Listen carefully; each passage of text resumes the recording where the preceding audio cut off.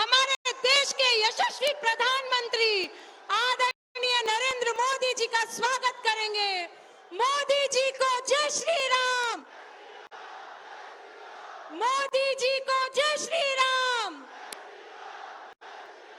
अब की बार, अब की बार, अब की बार श्री नरेंद्र मोदी जिंदाबाद। स्वागत की इस कड़ी में मैं हमारे राजस्थान के माननीय मुख्यमंत्री आदरणीय भजनलाल जी शर्मा से निवेदन करूंगी कि हमारे यशस्वी प्रधानमंत्री जी को राजस्थान की आन बान और शान का प्रतीक साफा पहनाकर उनका स्वागत करें। सभा का उत्साह कम नहीं होना चाहिए। जोरदार तालियों की गड़गड़ाहट से आदरणीय मोदी जी का स्वागत करें। इसी क्रम में हमारे चूरू के लोकसभा क्षेत्र के लोकप्रिय प्रत्याशी श्री देवेंद्र भाई झाझड़िया और झुंझुनू लोकसभा क्षेत्र के प्रत्याशी श्री शुभकरण जी चौधरी से निवेदन है कि वे भाला भेंट कर आदरणीय प्रधानमंत्री जी का स्वागत करें। आप सभी की तालियां इस सभा में गूंजती रहनी चाहिए। अब मैं पूर्व नेता प्रतिपक्ष चूरू का गौरव आदरणीय राजेंद्र जी राठौड़ से निवेदन करूंगी कि चंदन की विशेष कलाकृति एवं राम दरबार भेंट करते हुए यशस्वी प्रधानमंत्री नरेंद्र मोदी जी का स्वागत करें। एक बार जोरदार तालियां। हमारी सभा का उत्साह प्रत्येक कार्यकर्ता का प्रतीक बनना चाहिए। जोरदार तालियों से स्वागत करें। अब मैं हमारे पूर्व प्रदेशाध्यक्ष आदरणीय सतीश जी पूनिया, हरलाल जी सहारण, संजीव जी बेनीवाल, अभिषेक जी माटोरिया, राजकुमार जी रिणवा और अभिनेश जी महर्षि से निवेदन करूंगी श्री मुकेश जी दाधीच कि वे हल भेंट करके प्रधानमंत्री जी का स्वागत करें। आप सभी की तालियां रुकनी नहीं चाहिए।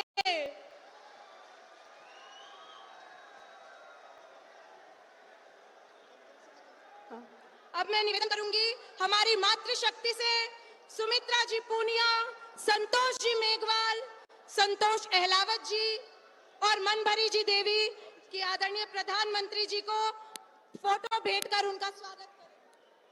हमारी मातृशक्ति के द्वारा सालासर बालाजी की तस्वीर देकर अब स्वागत अभिनंदन किया जा रहा है इस महिला शक्ति के द्वारा। और अब मैं निवेदन करता हूं चूरू के लोकप्रिय भाजपा प्रत्याशी और पैरा ओलंपिक के गोल्ड मेडलिस्ट प्रधानमंत्री मोदी जी के चहेते देवेंद्र झाझड़िया से निवेदन करूंगा कि आइए और संबोधन इस विशाल जनसभा के अंदर प्रदान करें। भाई श्री देवेंद्र झाझड़िया जी।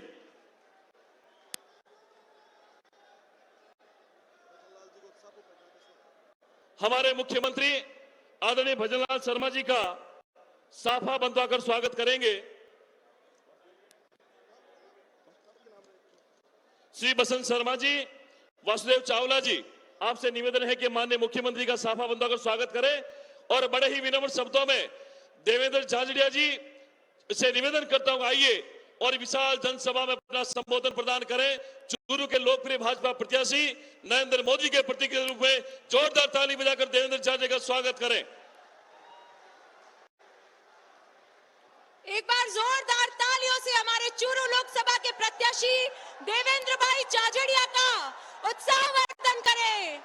जय जय श्री राम, जय जय श्री राम। भाई देवेंद्र जी झाझड़िया।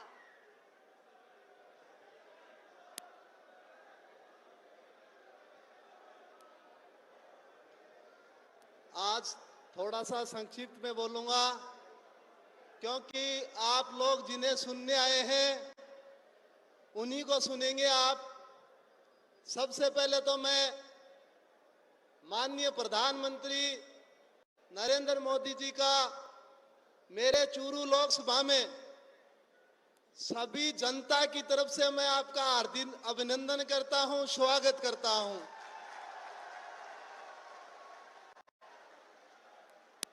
बोलिए भारत माता की, भारत माता की। नरेंद्र मोदी, नरेंद्र मोदी। आदरणीय हमारे यशस्वी, हमारे लोकप्रिय मुख्यमंत्री भजनलाल जी, सम्मानित मंच, मैं तो मंच के माध्यम से कहना चाहता हूं कि माननीय आपने जो मुझे अवसर दिया, ये आपने किसानों को अवसर दिया है, ये आपने दिव्यांगजन को अवसर दिया है। जो 7 करोड़ लोग देश में हैं वो आपका मान सम्मान करते हैं। पहली बार जनसभा में इतने दिव्यांगजन हैं, ये पूरी इधर साइड वाली रो पूरे आपका स्वागत करते हैं। मैं इतना कहना चाहता हूं, मैं 2 साल पहले आपने स्वागत किया था, सत्कार किया था। मैं तो खिलाड़ी आदमी था, समझा नहीं बात को। आपने कहा था देवेंद्र आपको अहम जिम्मेवारी देंगे, मैं तो उस दिन समझा नहीं था, अब मेरे समझ में आया है ये। मैं तो किसान परिवार से हूं, आज मैं यहां बैठा हूं, मेरी मां वहां फसल काट रही है, ये मेरे लिए अच्छी बात है, किसानों के लिए अच्छी बात है। डोर टू डोर जाकर के मैं मिला हूं लोगों से, यहाँ की समस्याएं देखी हैं, क्योंकि मैं तो किसान फैमिली से हूं। युवाओं की बहुत उम्मीद है यहाँ पे, और मैं मंच के माध्यम से कहना चाहता हूं, आज तक आपने कभी भी मुझे किसी काम के लिए मना नहीं किया, ये मेरा सौभाग्य है। मेरी एक मांग है माननीय प्रधानमंत्री जी, चूरू में हर घर पानी पहुंचे और हर खूंट में पानी पहुंचे, ये मेरी मांग है, ये जनता की मांग है। यहाँ नहर आनी चाहिए, यहाँ किसान की जरूरत है। और मुझे तो ये भी पता है भाई कि किसानों के क्या क्या प्रॉब्लम है। तारा जोलो मार जा तो समस्या है, तारा फसल न पाड़ो मार जा तो समस्या है। तारी हर समस्या लेके माननीय प्रधानमंत्री जी के बीच में जाऊंगा और तारी हर समस्या को समाधान करेंगे, ये मैंने उम्मीद है। यहाँ रेल की बहुत ज्यादा जरूरत है। तारानगर, सरदार शहर, रतनगढ़, सुजानगढ़, मैं इतने लोगों की तरफ से बात रख रहा हूं कि यहाँ पे रेल कनेक्टिविटी बढ़नी चाहिए। और ये लोगों ने माननीय प्रधानमंत्री जी आपसे बहुत उम्मीद लगा रखी है। हर बात कहते हैं कि मोदी जी है तो मुमकिन है। ज्यादा समय न लेकर के मैं युवाओं को कहना चाहता हूं, आपकी हर बात लोकसभा में उठाऊंगा। खेलो इंडिया ट्रेनिंग सेंटर है वो बढ़ाए जाएंगे, ये मैं रिक्वेस्ट करता हूं माननीय प्रधानमंत्री जी से। और मेरे पे तो यहां आकर के मुझे पता चला, यहां करके मुझे पता चला कि आपका घर घर में जो योजनाएं पहुंची हैं, लोग आपका बहुत आभार जता रहे हैं। और आप पुणे में कहना चाहता हूं, आप यहां चूरू की धरा पे आपका बहुत बहुत स्वागत और सत्कार है। बहुत बहुत धन्यवाद।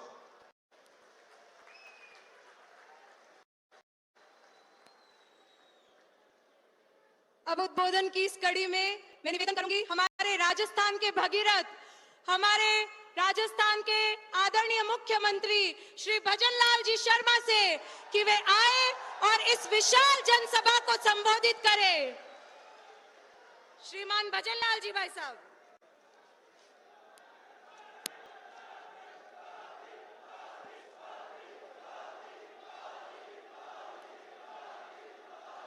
बोलिए भारत माता की, भारत माता की, भारत माता की। स्वागत है भाई, स्वागत है। स्वागत है भाई, स्वागत है। स्वागत है भाई, स्वागत है।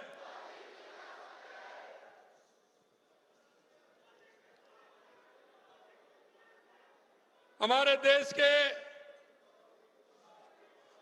यशस्वी प्रधानमंत्री, दुनिया के सबसे बड़े नेता,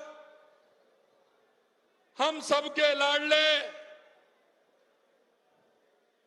माननीय नरेंद्र मोदी जी का जोरदार तालियों के साथ स्वागत और अभिनंदन करें।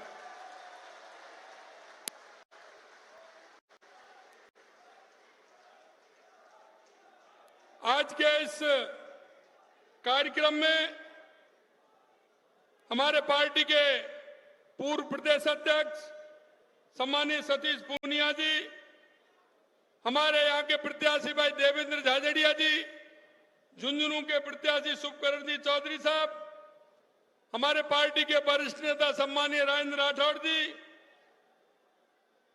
हमारे कैबिनेट में मंत्री भाई अविनाश गहलोत जी, भाई हरलाल सारण जी विधायक चूरू, संजीव बेनीवाल जी विधायक भादरा, अभिषेक जी मटोरिया पूर्व विधायक, अवनेश जी महर्षि साहब, बसंत जी शर्मा साहब, संतोष जी मेघवाल, सुमित्रा जी पूनिया, राजकुमार जी रिड़वा, राजकरण जी चौधरी, राकेश जी जांगेड़, पराक्रम सिंह जी, महावीर जी पूनिया, अशोक पीचा जी, खेमराज मेघवाल जी, नरेंद्र खीचर जी, धर्मपाल जी, मंच पर विराजमान सभी नेतागण और चूरू के गांव गांव ढाणी ढाणी से आए ये चूरू के वो किसान भाई जिनका बेटा सीमा पर 50 डिग्री टेम्परेचर में काम करता है और या 0- में काम करता है, और यहाँ का किसान जमीन का सीना चीर करके अनाज पैदा करता है।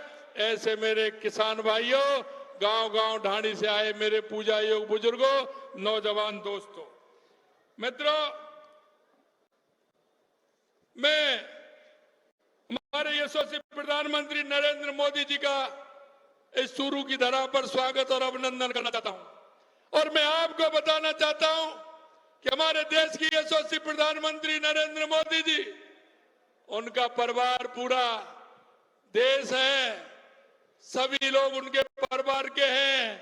आपने देखा होगा मित्रों, जब दीपावली आती है तो हम आप घरों में दीपावली परिवार के साथ घरों में मनाते हैं, और हमारे देश के यशस्वी प्रधानमंत्री जी हमारे सैनिक भाइयों के साथ सीमा पर जाकर के दिवाली मनाते हैं।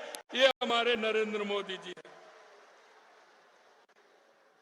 जिस तरह से दुनिया भर में यहाँ की अर्थव्यवस्था की अगर हम बात करें तो दुनिया की अर्थव्यवस्था कोरोना के समय में चिंता कर रहे थे, और हमारे देश के यशस्वी प्रधानमंत्री नरेंद्र मोदी जी कह रहे थे कि हमारे देश की अर्थव्यवस्था की ग्रोथ बढ़ रही है और उसको बढ़ाने का काम किया। दुनिया में जो जितनी भी संस्था हैं वो भारत की अर्थव्यवस्था की तारीफ कर रही थी और देश के यशस्वी प्रधानमंत्री जी को बधाई दे रही थी। दुनिया भर के सर्वे में अगर लगाएं तो आज कोई भी दुनिया का नेता हमारे माननीय यशस्वी प्रधानमंत्री नरेंद्र मोदी जी के सामने कोई भी लीडर उनके और पास नहीं है। दुनिया की सबसे 85% लोगों की पसंद हमारे देश के यशस्वी प्रधानमंत्री नरेंद्र मोदी जी है। मैं आपको कहना चाहता हूं मित्रों, सऊदी अरब, अफगानिस्तान, संयुक्त अरब अमीरात, रूस, बहरीन, भूटान और फिजी सहित कई देशों ने सर्वोच्च सम्मान से नवाजने का काम अगर किसी को किया है तो हमारे देश के यशस्वी प्रधानमंत्री नरेंद्र मोदी जी को किया है। आज आप शेखावाटी की धरती पर आए, जहां हर एक घर से एक नौजवान सेना में जाता है, दूसरा जवान खाड़ी देशों में जाकर अपना नाम रोशन करता है। हमारे आदरणीय प्रधानमंत्री जी की वजह से भारत के पासपोर्ट का वजन बढ़ा है, हमारे पासपोर्ट का वजन बढ़ा है, विदेश में रहने वाले भारतीयों का मान और सम्मान बढ़ा है। जब वो हवाई अड्डे पर कहीं किसी देश पर उतरता है तो जिस सम्मान के साथ भारतीयों को देखा जाता है, ये हमारे देश के यशस्वी प्रधानमंत्री नरेंद्र मोदी जी ने जो हमारे पासपोर्ट का वजन बढ़ाया है, वो हमारे देश के यशस्वी प्रधानमंत्री नरेंद्र मोदी जी ने बढ़ाया है। आपके कर कमलों से यूई में बने पहले मंदिर का उद्घाटन माननीय देश के यशस्वी प्रधानमंत्री नरेंद्र मोदी जी ने किया। आपने विदेशों में रहने वाले भारतीयों में जो विश्वास पैदा किया है, उन्हें गर्व के साथ वो विश्वास भर देता है और दुनिया में वो अपने आप को समझते हैं कि हम हमारी भारत मां के रहने वाले हैं। हमारा स्वाभिमान और सम्मान किस तरह से दुनिया के लोग करते हैं। ऑपरेशन कावेरी से सूडान में फंसे भारतीयों को निकाला गया। रूस यूक्रेन युद्ध शुरू होने के बाद ऑपरेशन गंगा शुरू किया गया और ये हमारे प्रधानमंत्री जी का ही प्रभाव था कि भारत का झंडा सुरक्षा की गारंटी बन गया और युद्ध क्षेत्र में हमारे नागरिक सुरक्षित भारत लाने का काम किया। ये हमारे देश के यशस्वी प्रधानमंत्री नरेंद्र मोदी जी ने किया। भारत ने G20 में जिस तरह का विराट आयोजन किया, उसने पूरी दुनिया का ध्यान अपनी ओर खींचा। पूरी दुनिया से आए नेताओं ने हमारे प्रधानमंत्री जी की नेतृत्व क्षमता की दिल खोल के प्रशंसा की और उन्होंने कहा, ऐसा नेतृत्व पूरे विश्व में पहली बार देखने को मिलता है कि हमारे प्रधानमंत्री जहां भी जाते हैं, लोग कहते हैं कि माननीय नरेंद्र मोदी जी आए हैं, पता नहीं क्या कहेंगे, क्या बात कहेंगे। ये एक उत्सुकता उनके मन में रहती है। हमारे प्रधानमंत्री जी का हर एक शब्द हम देशवासियों के लिए ज्योतिपुंज जैसा है, जिसके आलोक से हमारा देश उन्नति के कर्तव्य पथ पर आगे बढ़ रहा है। आपकी सोच राजपथ के कर्तव्य पथ को बदल देने का काम करती है। ये हमारे देश के यशस्वी प्रधानमंत्री नरेंद्र मोदी जी करते हैं। 2047 तक विकसित भारत के संकल्प को साकार करने के लिए जो आपने जो मार्ग प्रशस्त किया है, उससे पूरी दुनिया में भारत की छवि सकारात्मक हुई है और भारत के प्रति जो कमजोर देश थे, उनके मन में यह भाव पैदा हुआ है कि अगर हम हैं तो हमारे साथ भारत के यशस्वी प्रधानमंत्री नरेंद्र मोदी जी हमारे साथ हैं। दुनिया का कोई देश दूसरा हमारा कुछ नहीं बिगाड़ सकता।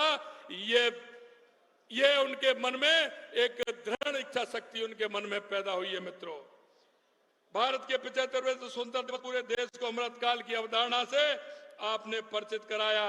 अमृतकाल न्यू इंडिया के लिए प्रधानमंत्री जी का विजन है, जो देश के लिए एक नया सवेरा, जो भारत की आकांक्षाओं को पूरा करने का मौका अपने साथ लाएगा। आपका यह विचार देश के लिए मॉडल बन गया। मैं ऐसा आज निवेदन करना चाहता हूं। मित्रों निवेदन करना चाहता हूं, राजस्थान में आए हमारी सरकार को 3.5 महीना के लगभग हुए हैं, लेकिन मैं कहना चाहता हूं ये सीकर और झुंझुनू और चूरू को, और मैं आपके माध्यम से माननीय प्रधानमंत्री जी को धन्यवाद भी देना चाहता हूं कि 7 दशक की मांग हमारी यमुना पानी के देश के यशस्वी प्रधानमंत्री नरेंद्र मोदी जी ने पूरी की है। और यह समझौता माननीय प्रधानमंत्री जी ने जिस तरह से हमने बात रखी और किया है, मैं निश्चित रूप से ये हमारी चूरू की धरती, हमारे झुंझुनू की, हमारे सीकर की धरती, हमारी जमीन उपजाऊ है लेकिन पानी की कमी है। हमारे देश के यशस्वी प्रधानमंत्री नरेंद्र मोदी जी ने पीने का पानी भी मिलेगा और खेत के लिए भी पानी मिलेगा। इसके लिए जोरदार तालियों के साथ माननीय प्रधानमंत्री जी का स्वागत और अभिनंदन। मित्रों, मैं कहना चाहता हूं हमारे माननीय यशस्वी प्रधानमंत्री जी की गारंटी यानी पूरा होने की गारंटी, ये गारंटी। और आपने देखा होगा हमने जो SIT गठित करके माननीय प्रधानमंत्री जी के नेतृत्व में जो राजस्थान नकल माफिया बन गया था, उस माफिया को आज आपने देखा है वो 65 से 85 की संख्या पहुंच गई है जिनको गिरफ्तार किया है, और अभी आगे और होना है। आप देखते जाइए, जो गारंटी दी है माननीय प्रधानमंत्री जी के नेतृत्व में एक एक गारंटी पूरी होगी। मित्रों, मैं आपसे निवेदन करना चाहता हूं, यहाँ गैंगस्टर आते थे, आपको पता है जिस तरह से गैंगस्टर आते थे, गोली चला करके चले जाते थे, हमारे उद्योगपतियों को धमकाते थे। हमने एंटी गैंगस्टर फोर्स का माननीय प्रधानमंत्री जी के गारंटी के तहत हमने निर्माण किया और आप देख रहे हैं अब राजस्थान से वो गैंगस्टर भाग रहे हैं। एक भी गैंगस्टर आपको नहीं दिख रहा है। मैं आपसे यही कहना चाहता हूं मित्रों, जो हमने हमारा संकल्प पत्र है वो संकल्प पत्र हमने हमारे 90 दिनों के अंदर हमने 40 से और 45% तक पूरा करने का काम किया है। हम आपको यही विश्वास दिलाते हैं क्योंकि आपको पता है माननीय हमारे प्रधानमंत्री जी जो कहते हैं वो करते हैं और करते हैं वही कहते हैं। यानी माननीय प्रधानमंत्री जी की गारंटी और पूरा होने की गारंटी, मैं यही आपको विश्वास दिलाता हूं मित्रों। हमारा राजस्थान माननीय यशस्वी प्रधानमंत्री जी के नेतृत्व में जो आपसे हमने वायदे किए हैं उन वायदों को भी पूरा करेंगे और माननीय प्रधानमंत्री जी की गारंटी और वो गारंटी की भी गारंटी देते हुए उस काम को पूरा करेंगे। मैं इतना ही आप सभी को विश्वास दिलाता हूं। आप सभी को बहुत बहुत धन्यवाद। पुनः माननीय प्रधानमंत्री जी को एक बार जोरदार तालियों के साथ स्वागत और अभिनंदन। जय हिंद, जय भारत।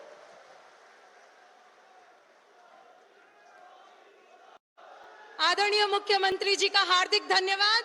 मुझे पूरा विश्वास है कि जुलूस की पावन धरा से उठी ये गूंज प्रत्येक कार्यकर्ता में उत्साह भरने का कार्य करेगी। एक बार दोनों हाथ उठाकर मेरे साथ कहिए, अब की बार, अब की बार। और अब मैं बुलाना चाहूंगी जिन्हें सुनने के लिए हम सब उत्साहित हैं। प्रत्येक भारतीय को विश्व पटल पर गौरवान्वित करने वाले लाखों करोड़ों युवाओं के आदर्श, विश्व के सबसे लोकप्रिय नेता, हाँ, हमारे प्रधानमंत्री आदरणीय नरेंद्र मोदी जी को। आदरणीय प्रधानमंत्री जी आप आए और इस विशाल जनसमूह को संबोधित करें। आदरणीय प्रधानमंत्री। राम राम सर।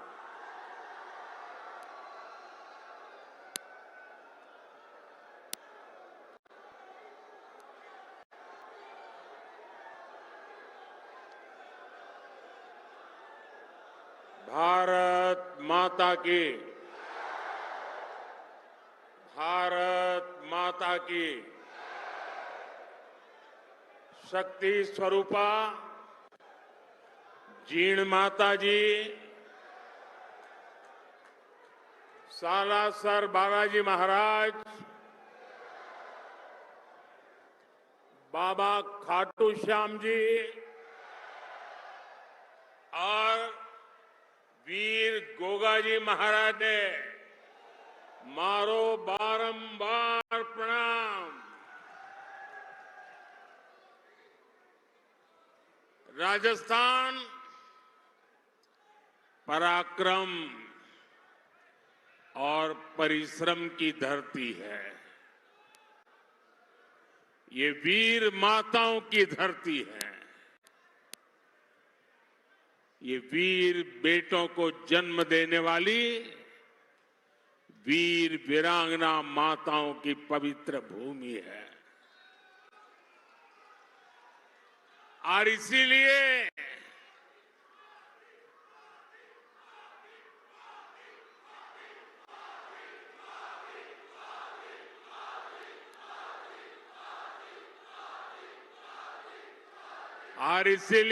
राजस्थान जो ठान लेता है वो पत्थर की लकीर बन जाता है।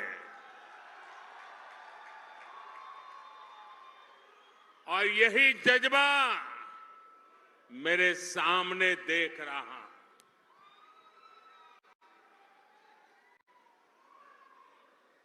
गर्मी और धूप ने भी हिम्मत की परीक्षा लेना शुरू कर दिया है। लेकिन आज देखिए परमात्मा की कृपा, मौसम जरा ठीक लग रहा है। और जब कुदरत साथ देती है ना तो इशारा भी करती है कि हवा का रुख किस तरफ है।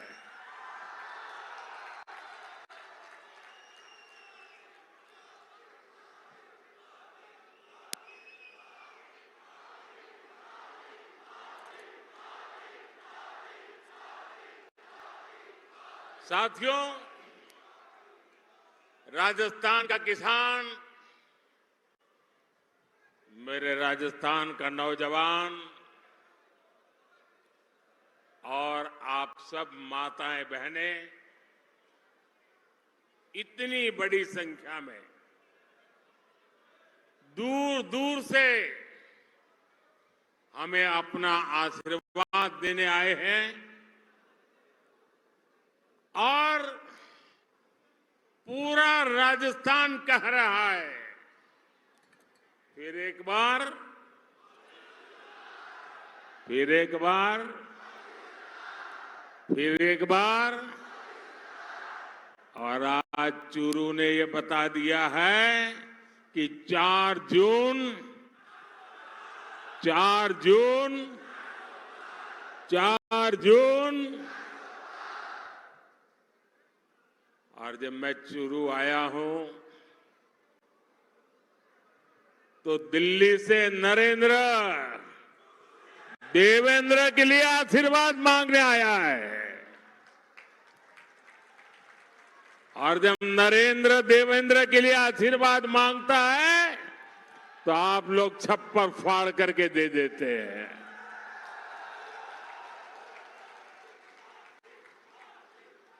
साथियों, बैठिए देवेंद्र जी। आज पूरा देश विकसित भारत होने के संकल्प पर काम कर रहा है और इसमें राजस्थान की बहुत बड़ी भूमिका है। जब राजस्थान विकसित होगा तो भारत भी विकसित होगा। बीते 10 साल में मोदी ने देश में जो काम किए हैं, उन्होंने विकसित भारत की नींव तैयार कर दी है। आज पूरी दुनिया हैरान है कि भारत इतनी तेजी से कैसे विकास कर रहा है। दुनिया को पता नहीं है कि भारत की इस मिट्टी की बात ही कुछ और है। हम जो ठान लेते हैं वो पूरा करके दिखाते हैं। पिछले 10 साल में आपने देश को बदलते देखा है। आप याद करिए, 10 साल पहले तब देश कितनी खस्ता हालत में था। कांग्रेस के बड़े बड़े घोटालों और लूट के कारण अर्थव्यवस्था चरमरा गई थी। दुनिया में भारत की साख गिरती जा रही थी। आजादी के इतने दशक बाद भी देश के लोग जीवन की छोटी छोटी जरूरतों के लिए जूझ रहे थे। करोड़ों गरीबों के सर पर छत नहीं थी। करोड़ों लोगों को पीने का पानी उपलब्ध नहीं था। हमारे गांव अंधेरे में डूबे थे, वहां बिजली भी नहीं पहुंची थी और लाखों करोड़ की लूट से सरकारी खजाना खाली ही रहता था। आप लोगों ने भी सोचा होगा लिया, जब हालत इतनी खराब थे, इतने दशकों तक बुराइयां थी, तो इसका मन पर भी असर होता है। और आप सब देशवासियों ने मान लिया था कुछ बदल नहीं सकता। अब देश का कुछ हो ही नहीं सकता। हर कोई निराशा में डूबा हुआ था। इसी हताशा निराशा में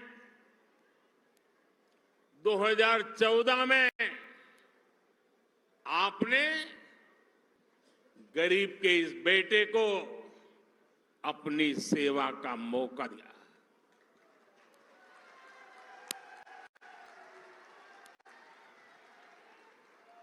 हताशा निराशा ये मोदी के पास भी नहीं फटक सकती। और मैंने तय किया कि हालात बदलने ही होंगे और मेरे लिए तो मेरा भारत मेरा परिवार है।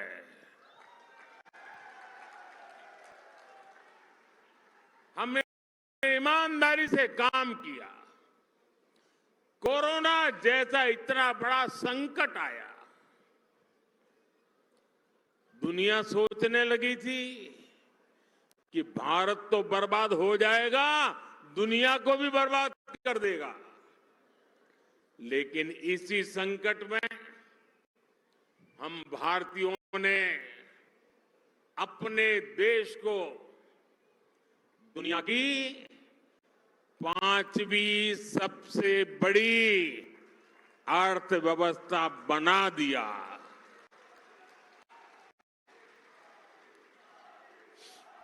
हम भी कह सकते थे भाई क्या करो, पूरी दुनिया में आपदा आई है, हमारे यहां भी आपदा आई है, मैं क्या करूं। और हो सकता है देश वाले मान भी लेते, लेकिन मोदी ने वो रास्ता नहीं चुना। चुनौतियों को चुनौती देना, यही तो हमारी मिट्टी की ताकत होती है।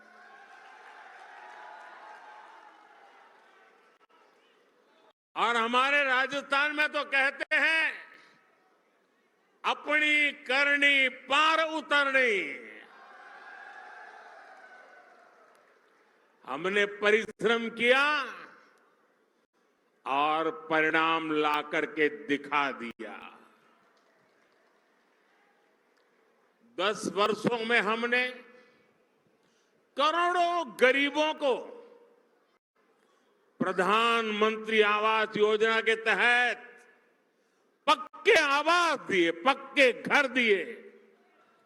जिनकी 3-3, 4-4 पीढ़ी झुग्गी झोपड़ी में जिंदगी गुजारती थी, जो फुटपाथ पर जीने के लिए मजबूर थे, ऐसे करोड़ों लोगों को पक्के घर दिए। और मुझे खुशी इस बात की है कि हमने जो पक्के घर दिए ना, उसमें अधिकतर पक्के घर मेरी माताओं, बहनों, बेटियों के नाम पर है। वरना हम तो जानते हैं हमारी समाज रचना ऐसी रही है कि घर होगा तो पुरुष के नाम पर, गाड़ी होगी पुरुष के नाम पर, खेत होगा पुरुष के नाम पर, दुकान होगी पुरुष के नाम पर, सब कुछ पुरुष के नाम पर। मोदी ने तय कर लिया कि सरकार जो घर देगी वो मेरी महिलाओं के नाम पर होगा। आप याद करिए, पहले जब घर बनाने के नाम पर योजनाएं आती थी, तब क्या होता था, गरीब को पता भी नहीं चलता था। उसके नाम का पैसा सरकार में बैठे लोग और उनकी पार्टी के लोग खा जाते थे। लेकिन अब पैसा सीधे गरीब के खाते में जा रहा है। अब गरीब को पक्का घर भी मिल रहा है, घर में जरूरत की सुविधाएं भी मिल रही है। साथियों, आज जब हम जल जीवन मिशन योजना लेकर घर घर में पानी का कनेक्शन भी देने का लगातार प्रयास कर रहे हैं। राजस्थान में करीब 50 लाख घरों में पीने का पानी पहुंचाने का कनेक्शन दिया जा चुका है। कांग्रेस सरकार हमारी इस योजना में भी भ्रष्टाचार करने का मौका नहीं छोड़ती थी। अब उन कमियों को भी दूर किया जा रहा है। वहां पीछे सुनाई नहीं देता क्या? सुनाई दे रहा है? अच्छा, ये तो आपका उत्साह है इसलिए।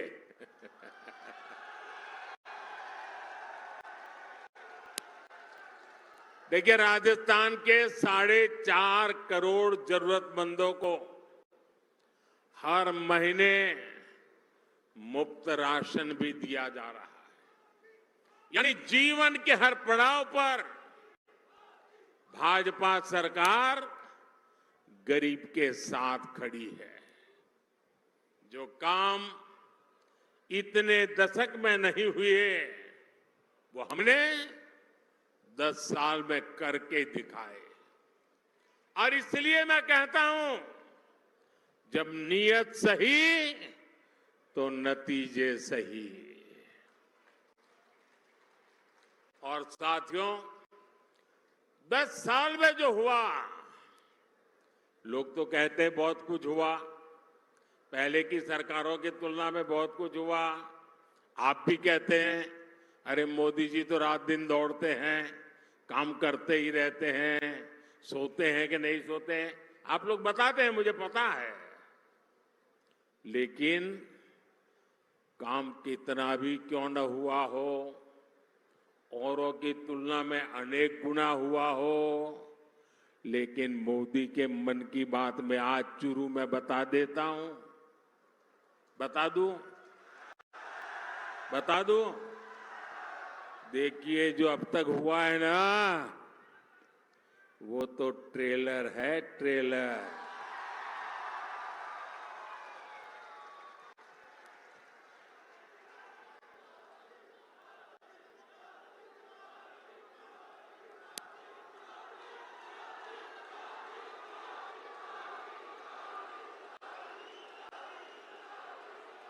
आप आजकल बड़ी बड़ी होटल में खाना खाने जाते हैं ना, तो पहले एपेटाइजर लेकर के आते हैं, थोड़ी थोड़ी 2, 3, 4 जरा बड़ी चटाकेदार चीजें परोसते हैं। तो कभी लगता है यार इतना आ गया, पेट तो भर गया, आप खाना क्या खाएंगे। ये जो मोदी ने किया है ना, वो तो एपेटाइजर है, एपेटाइजर। अभी तो पूरी खाने की थाली आधी बाकी है। बहुत कुछ करना है भाइयों, बहुत सारे सपने हैं। हमें देश को बहुत आगे लेके जाना है। साथियों, आज देश में मोदी की गारंटी की चर्चा हो रही है। मोदी की गारंटी कैसे पूरी होती है और कितनी रफ्तार से पूरी होती है, राजस्थान उसका बहुत बड़ा उदाहरण है। मैंने मेरी माताओं बहनों को गारंटी दी थी कि गरीबों का उज्ज्वला सिलेंडर सस्ता किया जाएगा। ये गारंटी पूरी हो गई है। मैंने युवाओं को गारंटी दी थी कि बीजेपी सरकार बनते ही कांग्रेस के पेपर लीक इंडस्ट्री के खिलाफ जांच बिठाई जाएगी। ये गारंटी भी पूरी हो गई है। मैंने ये भी गारंटी दी थी कि राजस्थान का मेरा किसान शेखावटी के मेरे लोगों के लिए पानी की समस्या को खत्म किया जाएगा।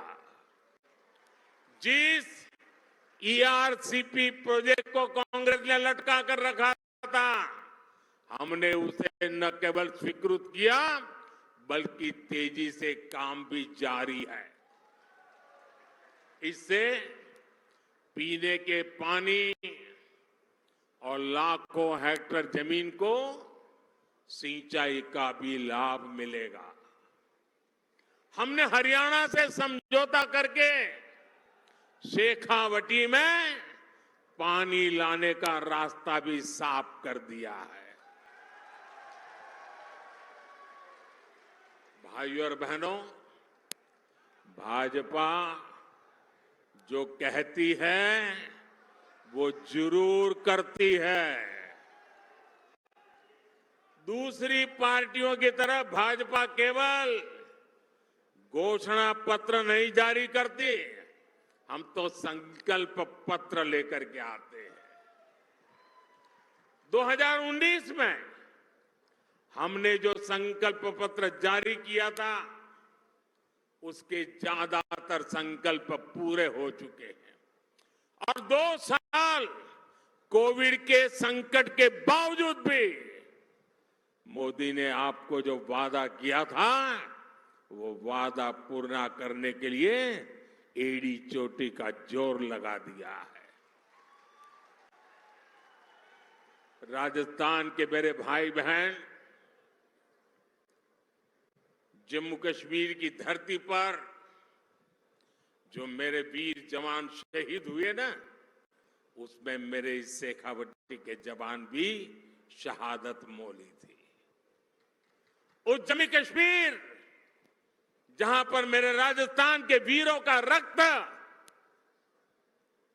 आज उस जम्मू कश्मीर से आर्टिकल 370 खत्म हो गया।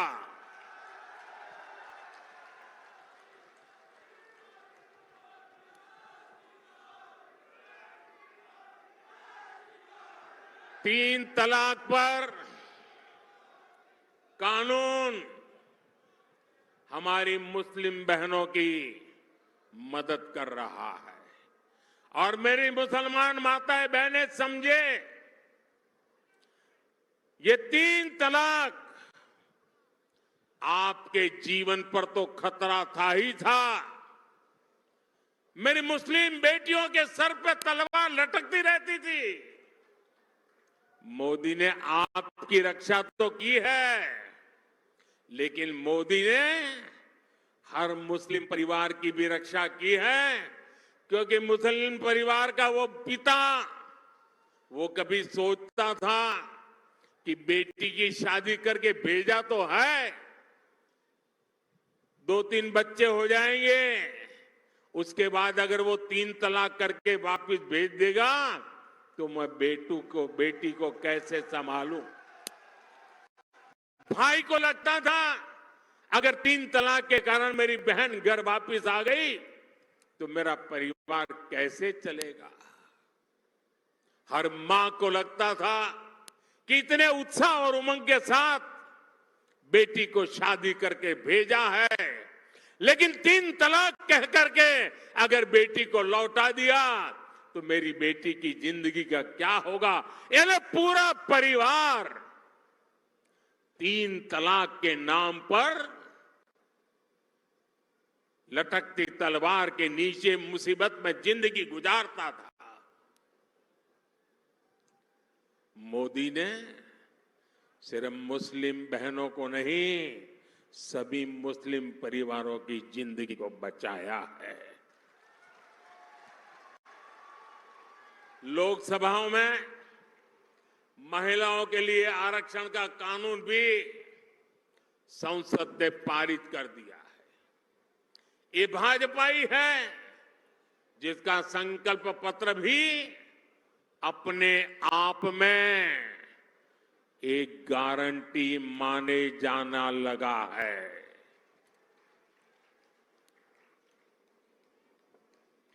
साथियों, आज जब मैं चुरू आया हूं तो कुछ पुरानी यादें भी ताजा हो रही है। इससे पहले मैं जब 26 फरवरी 2019 में चुरू आया था, तो उसी समय देश ने बालाकोट में एयर स्ट्राइक की थी। हमने आतंकियों को सबक सिखाया था और तब मैंने जो शब्द कहे थे, चूरू की धरती पर जिन शब्दों को मैंने दोहराया था, मैं आज फिर एक बार इस वीरों की धरती पर आया हूं, तो मेरे उन भावों को दोहराता हूं। तब मैंने कहा था, यही चूरू में कहा था, सौगंध मुझे इस मिट्टी की, सौगंध मुझे इस मिट्टी की, मैं देश नहीं मिटने दूंगा, मैं देश नहीं रुकने दूंगा, मैं देश नहीं झुकने दूंगा। मेरा वचन है भारत मां को, तेरा शीश नहीं झुकने दूंगा।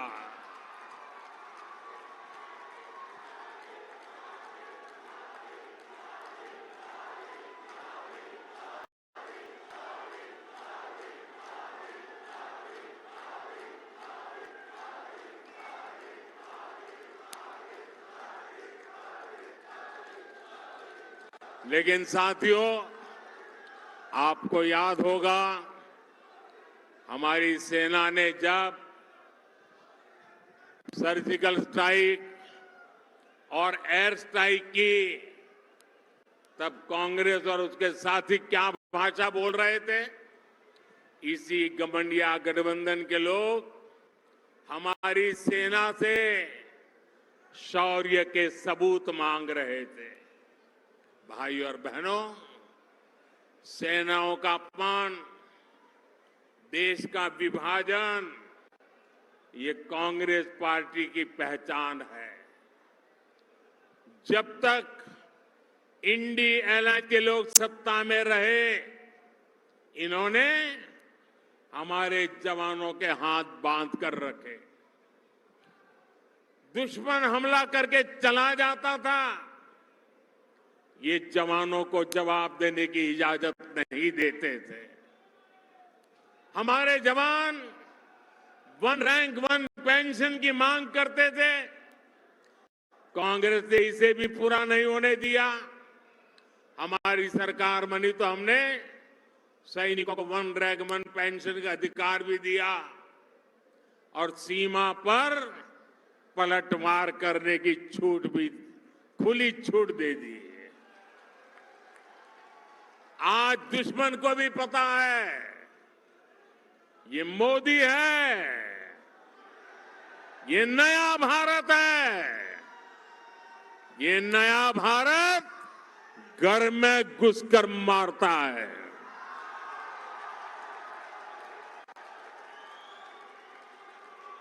साथियों, देश हित से भी ज्यादा कांग्रेस ने हमेशा तुष्टीकरण को प्राथमिकता दी है। ये लोग तुष्टीकरण के लिए किस हद तक जा सकते हैं, ये देश ने देखा है। ये वो लोग हैं जिन्होंने कोर्ट में जाकर कहा था कि प्रभु श्री राम तो काल्पनिक है। अभी कुछ महीने पहले ही अयोध्या में भव्य राम मंदिर का सपना पूरा हुआ।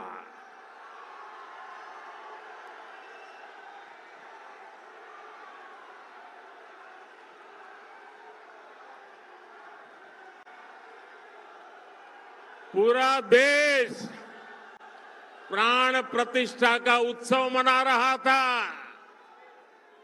लेकिन कांग्रेस पार्टी खुलेआम हमारी आस्था का अपमान कर रही थी। साथियों, देश ने कांग्रेस के पापों की हमेशा कीमत चुकाई है। और अभी तो एक मुझे पत्रकार बता रहे थे कि कांग्रेस पार्टी ने एक एडवाइजरी निकाली है, और एडवाइजरी भी इतनी डरे डरे निकाली है। उन्होंने कांग्रेस की सभी इकाइयों को कहा है कि अयोध्या राम मंदिर की चर्चा अगर निकल पड़े तो मुंह पे ताला लगा देना, कुछ बोलना ही मत। उनको लगने लगा है कि अगर राम का नाम लिया तो पता नहीं कब राम राम हो जाए। ये हाल हो गया उनका, एडवाइजरी निकालनी पड़ रही है। भाइयों बहनों, हमारा देश, हमारी आस्था, इनका इतना घोर अपमान ये देश सह नहीं सकता है। लेकिन भाइयों बहनों, अब जब इन परिवारवादी भ्रष्टाचारियों की लूट का हिसाब हो रहा है तो ये सब एक हो गए हैं। मैं कहता हूं, भ्रष्टाचार हटाओ, तो वो कहते हैं भ्रष्टाचारी बचाओ। अब मुझे बताइए, भ्रष्टाचार हटना चाहिए कि नहीं हटना चाहिए? देश को भ्रष्टाचार से मुक्त करना चाहिए कि नहीं करना चाहिए? भ्रष्टाचार ने देश को बर्बाद किया है कि नहीं किया है? भ्रष्टाचार ने नौजवानों के सपनों को चूर चूर किया है कि नहीं किया है? क्या अगर मैं भ्रष्टाचार के खिलाफ लड़ाई लड़ता हूं कि सही है कि गलत है? सही है कि गलत है? मैं भ्रष्टाचार के खिलाफ लड़ाई जारी रखूं, आपके आशीर्वाद है, पूरी ताकत से आशीर्वाद मिलेंगे। आपने देखा होगा इस समय घमंडिया गठबंधन के लोग चुनाव की रैलियां नहीं कर रहे हैं, भ्रष्टाचारियों को बचाने की रैली कर रहे हैं। आप मुझे बताइए, कांग्रेस के सांसद के ठिकाने पर छापा पड़ा और वहां से अलमारी में, बक्सों में बंद किए हुए 300 करोड़ रुपए से ज्यादा मिले और टीवी पर देश ने देखा। और केवल कांग्रेस के एक सांसद के पास से एक जगह पर से 300 करोड़ का खजाना मिला है। और क्या क्या होगा वो तो अभी खोजना है। 10 साल में अकेले ईडी ने भ्रष्टाचारियों से 1 लाख करोड़ रुपए से ज्यादा की संपत्ति जब्त की है। और मैं आपसे पूछता हूं, ऐसे लोगों पर कार्रवाई होनी चाहिए कि नहीं होनी चाहिए? ऐसे लोगों ने जिंदगी जेल में बितानी चाहिए कि नहीं बितानी चाहिए? मैं इन भ्रष्टाचारी परिवारवादियों से कहना चाहता हूं, कितने भी झूठ फैला लो, ये मोदी डरने वाला नहीं है। साथियों, कांग्रेस और इंडी गठबंधन का सिर्फ अपना हित, यही उनका कार्यक्रम है। इन्हें गरीब, दलित, शोषित, वंचित के कल्याण से, उनके सम्मान से कोई मतलब नहीं है। ये वही लोग हैं जिन्होंने कभी बाबा साहब आम्बेडकर का सम्मान नहीं किया। इसी कांग्रेस ने बाबा साहब को दशकों तक भारत रत्न नहीं मिलने दिया। इन लोगों ने देश में आपातकाल लगाया, संविधान को बंधक बनाया, इस इंडियन अलायंस के लोगों ने कभी पिछड़ा वर्ग आयोग को संवैधानिक दर्जा नहीं दिया। दशकों पुरानी ये मांग मोदी ने पूरी की। भाजपा ने देश को दलित राष्ट्रपति दिए, देश की पहली आदिवासी महिला राष्ट्रपति दी, लेकिन इन्हें चुनाव हरवाने के लिए इंडी गठबंधन वालों ने पूरी ताकत लगा दी। अब 19 अप्रैल को शोषितों वंचितों के ऐसे विरोधियों के साथ क्या करना है आपको पता है ना। 19 अप्रैल को क्या करना है पता है ना, पता है ना। अपने यहां राजस्थान में कहते हैं अक्लमंद ने इशारों ही गणो। साथियों, चूरू में भाई देवेंद्र झांझड़िया जी, झुंझुनू में शुभकरण चौधरी जी, सीकर में स्वामी सुबेदानंद सरस्वती जी, मैं आज आपके पास उन सब के लिए आशीर्वाद मांगने आया हूं।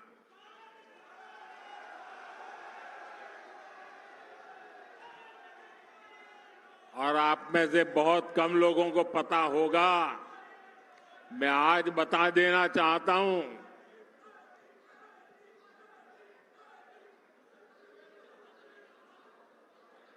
चूरू में जो उम्मीदवार है देवेंद्र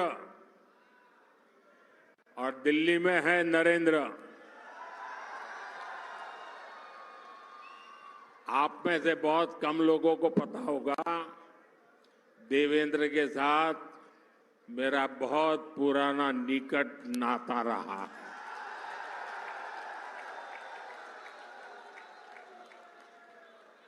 और जब मैं देवेंद्र को पहली बार मिला, जब मैंने उसकी मां की बातें सुनी, मेरे मन को छू गया कि मेरे देश की आन बान के शान के लिए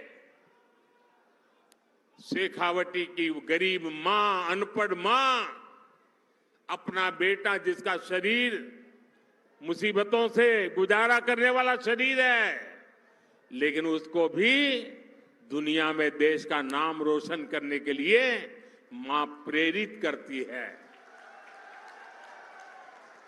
और देवेंद्र भी गरीबी की परवाह किए बिना जी जान से जुट करके भारत का सम्मान बढ़ाया है।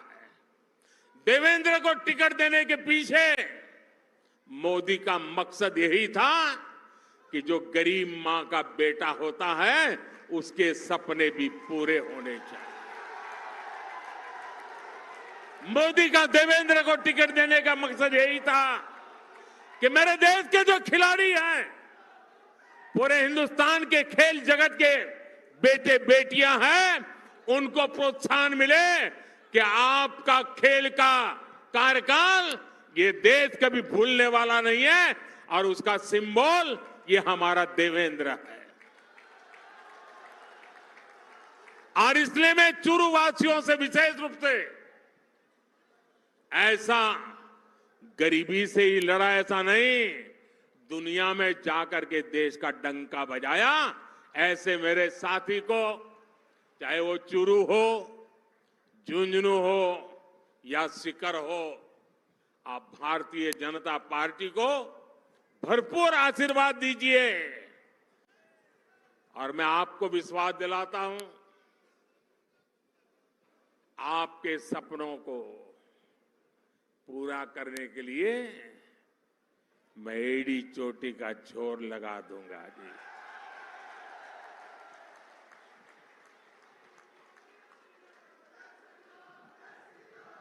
गर्मी कितनी क्यों न हो, मतदान पूरा होगा कि गर्मी के कारण मतदान कम होगा, ऐसा नहीं होगा ना। घर घर जाएंगे, माताओं बहनों को मेरी बात बताएंगे, चुनाव जीतने के लिए मतदान करेंगे। अच्छा, मेरा एक और काम करेंगे, मेरा पर्सनल काम है, करेंगे। घर घर जाकर कहना कि हमारे मोदी जी चुरू आए थे